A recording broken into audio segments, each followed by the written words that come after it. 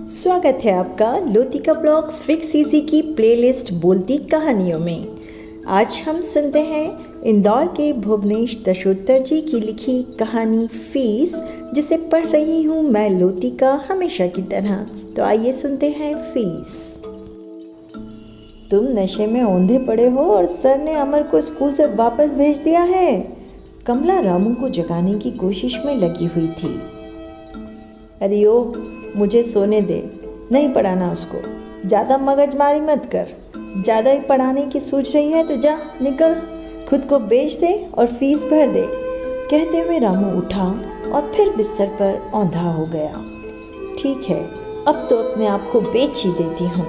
कमला गुस्से में बड़बड़ाती हुई उठी और तेज़ी से बाहर निकल गई। कुछ देर बाद वह सर के सामने खड़ी थी। सर, मैं अमर की माँ हूँ, उसने हाथ जोड़ते हुए कहा। फीस जमा करने आई हो? सर ने सामने रखी फाइल बंद करते हुए पूछा। नहीं सर, पैसे नहीं हैं। कोरोना में गांव चले गए थे तो सब जगह के काम छूट गए। सब जगह नई काम वाली आ गई। उसकी आवाज़ में हताशा थी। लेकिन फीस तो जमा करनी होगी, सर जोर देकर बोले। कह रही हूँ सर, अभी बिल्कुल नहीं है। अमर के बाप को बेटे की पढ़ाई की चिंता नहीं है। मजबूरी में जो कमाता है थोड़ा घर खर्च के लिए देता है, बाकी दारू में उड़ा देता है। औंधा पड़ा रामू उसकी आंखों के सामने आ गया। लेकिन बिना फीस के तो पढ़ाना मुश्किल है। सर ने दूसरी फाइल खोलते हुए कहा। रख लो सर, उसे पढ़ने दो। अब 8वीं में चला जाएगा। हम माँ बाप नहीं पढ़े तो हमें ये दिन देखने को मिल रहे हैं। तो तुम्हें उसे सरकारी स्कूल में पढ़ाना था? सर ने फाइल से सिर उठाया। क्या करूं सर, सब काम वाली के बच्चे प्राइवेट में देखे तो मैंने भी भर्ती करा दिया था। बिना फीस के कुछ नहीं हो सकता, सर अड़े हुए थे। सर, आप जो कहें वह करने को तैयार हूँ, उसने भीतर से सारी हिम्मत बटोरते हुए कहा। मतलब? सर, इस जमाने में भी मतलब समझाने की ज़रूरत है। उसने उदास चेहरे पर एक फीकी मुस्कान फैला दी। सर मुस्कुरा दिए। उन्होंने कमला को ऊपर से नीचे तक देखा, फिर उन्होंने सिर कुर्सी पर टिकाया।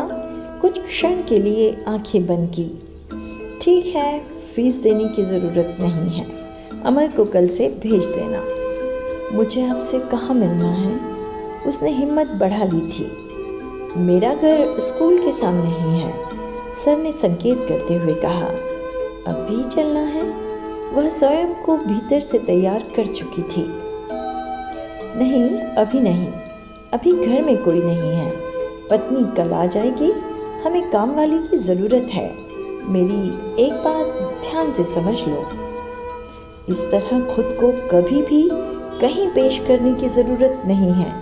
इस तरह खुद को हारते नहीं हैं। सर ये कहकर कक्षा की ओर चल दिए। उसके पैर वहीं जम चुके थे। उसके भीतर का सैलाब बहता चला जा रहा था। तो दोस्तों, ये कहानी ये बताती है कि हालात कितने भी नेगेटिव हों, दुनिया में पॉजिटिव लोग आज भी हैं।